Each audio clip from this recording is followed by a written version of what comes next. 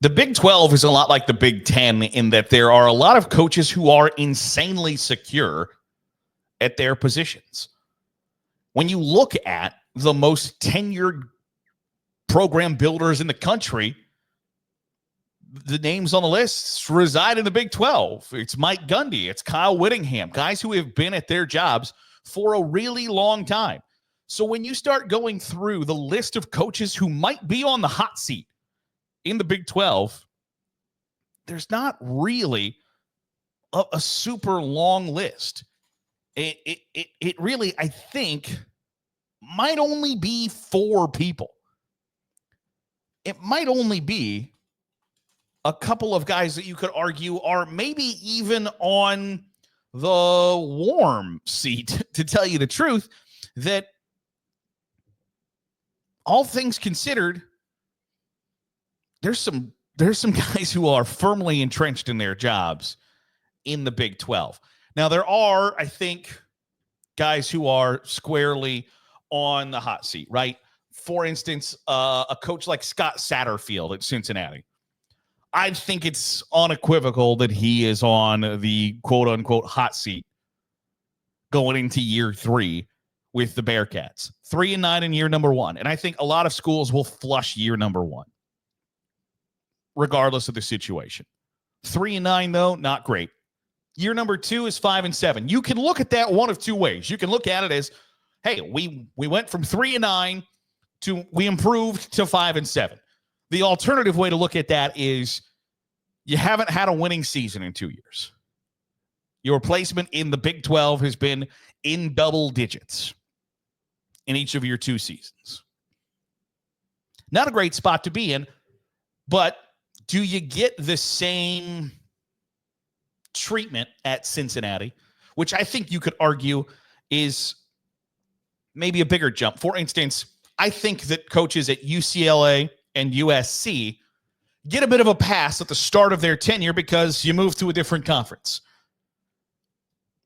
Cincinnati had to go maybe a bit bigger of a jump to go from the American to the Big 12, where USC and UCLA were already in a Power 4 conference, where Cincinnati wasn't. They had to start acting like a Power 4 program when they weren't one before. So maybe the jump is that much bigger. But Scott Satterfield has not been great at Cincinnati in his first 2 years. 8-16 record is not pretty by any stretch of the imagination. But I do think that the expectations at Cincinnati are higher than 3-9, 5-7, especially when you were the program that made the college football playoff in the 4-team era that came from a non-Power 5 conference. And that's in the not too distant past, where Cincinnati fans can remember a time when they were winning routinely 10 to 12 games per season, and obviously would like to get back to that. At the same time, it probably doesn't help Scott Satterfield that he's on the hot seat at the same time that Wisconsin head coach Luke Fickell is on the hot seat at Wisconsin, who led Cincinnati to all that success. So there is some this might be a match made in heaven for the world to be settled and all of that stuff. But I think Scott Satterfield is one of 2 coaches who are definitely on the hot seat. The other, to me, is Texas Tech head coach Joey McGuire. And that's strictly because they are pumping money into the Red Raiders program like you wouldn't believe. They are going all in on NIL to try to make a boatload of cash and try to become a big dog to run the block in the Big 12. They are doing everything they can to become a power player in that conference. So when you're doing that, and I don't think Joey McGuire has underachieved really by any stretch of the imagination. Maybe in year number 1 and 2, you could argue that they had the talent level to compete for championships in the Big 12. You go 8-5, 7-6, 8-5 in your first 3 seasons. That's pretty good. But when you start injecting money at the rate that they are in Lubbock, the expectations go up. So if he doesn't produce in 2025, I think they're going to be on the lookout and on the hunt for somebody who will produce the 10, 11, 12 win seasons that come with the expectations of the NIL money they are spending. The other two coaches I think are somewhat debatable on the hot seat meter. I think Dave Aranda saved himself from getting fired last year by going 8-5, but the expectations are really big at Baylor coming up this season. I also think Dave Aranda is in that kind of Brent Venables category at Oklahoma, where if Dave Aranda gets fired, he'll be unemployed for about an hour before somebody snatches him up and pays him $2 million a year to be their defensive coordinator. So I don't think Dave Aranda really has all that much to worry about, but he had Baylor at a spot where they were in either playing a New Year's Six games or in contention for those games. 8-5 shouldn't be like, hey, we bounced back, we're better, when that was where you were. And so I think those questions still exist of, hey, you won 8 games, you saved your job, and we're really happy about that. Can you sustain that? Can you improve upon that? I think that question persists. And the last one is Arizona head coach Brent Brennan. I don't think there were a ton of fans who were over the moon excited that he got the job. He's got a 38-56 career record as a head coach. Went 4-8 in his first season. They did produce a first-round draft pick in Tedoroa McMillan.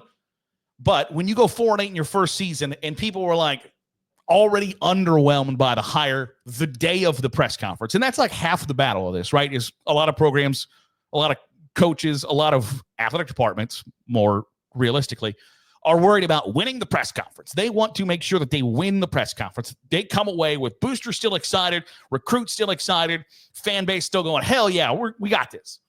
That didn't really happen with Brent Brennan. And I don't know that that's his fault, but hiring the head coach from San Jose State who had a 34-48 record wasn't going to instill a lot of confidence.